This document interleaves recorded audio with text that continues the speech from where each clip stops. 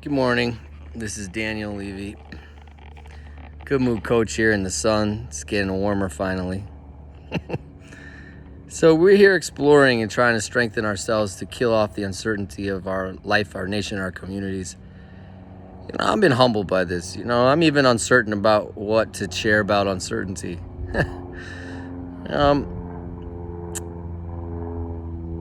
I think one thing I wanted to share, I was contemplating yesterday in my meditation, was that we didn't have certainty before. We had the illusion of certainty, right? I thought that everything would be on a certain track. And I thought that before COVID that this would be this way and that would be that way. But I think many times in life before, in the old reality, we would all of a sudden something would happen and all of the certainty would be thrown into the garbage, and then we'd have this whole falling apart or transformation, as Gadai Fenster phrase, a breakdown or a breakthrough. And whatever happened, happened. But it's like collectively that's happening now. And it's really no different than before, except that we lived with the illusion of certainty before. And now we're given a major growth opportunity, which is to get with reality. And things were never certain. They were never certain to begin with. And the reality is we created, false certainty. My job, my success, my abilities, my personality, my bank account, my house, my friends, my health. None of these things are certain. I was thinking also in my meditation about impermanence. And the Buddhist philosophy, I used to study in my early 20s a little bit. Was never very good at meditation.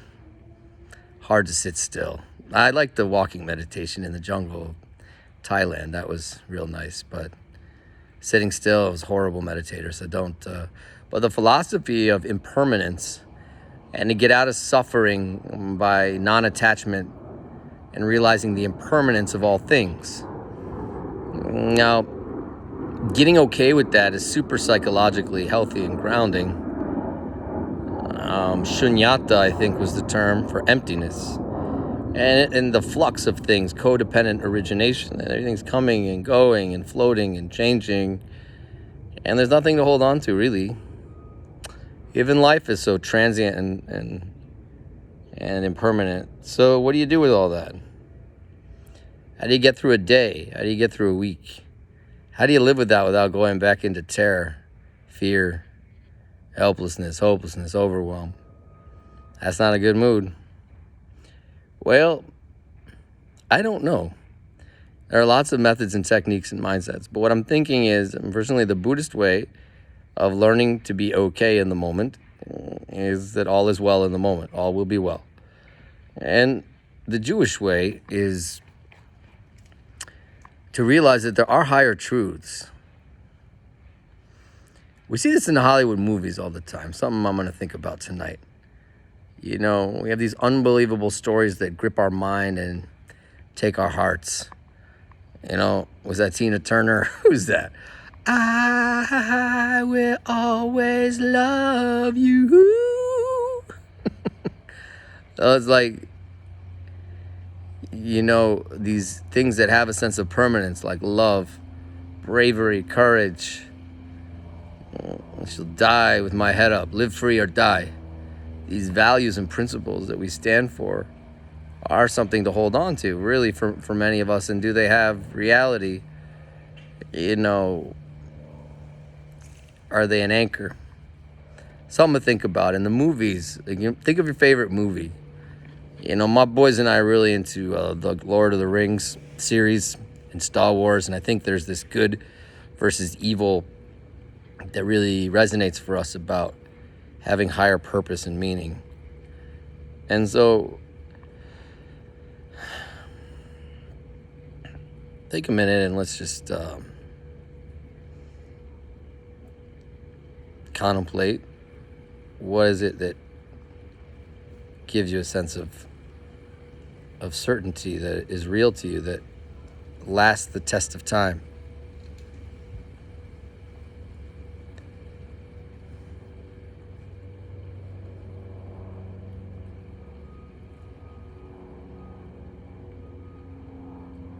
and breathe into that. Okay, you could continue to try that at home. And let me know what you think. If you have any ideas, send them up and we'll go over them. And I'll try to check in every day for a couple weeks to continue if you want to be part of this dialogue of communicating about uncertainty and trying to get more certain. And if you believe in God for real, that's certain. And I think that I was speaking with a client today about the fact that spiritual paths do something different than psychology. Psychology is from the bottom up. Spirituality is from the top down. It's like there is a higher reality whether I perceive it or not. So this that I can't reconcile, the fact that I don't perceive it, doesn't mean it's not true. For example, if I don't think you love me and you really do, just because I don't perceive it doesn't mean that you don't love me.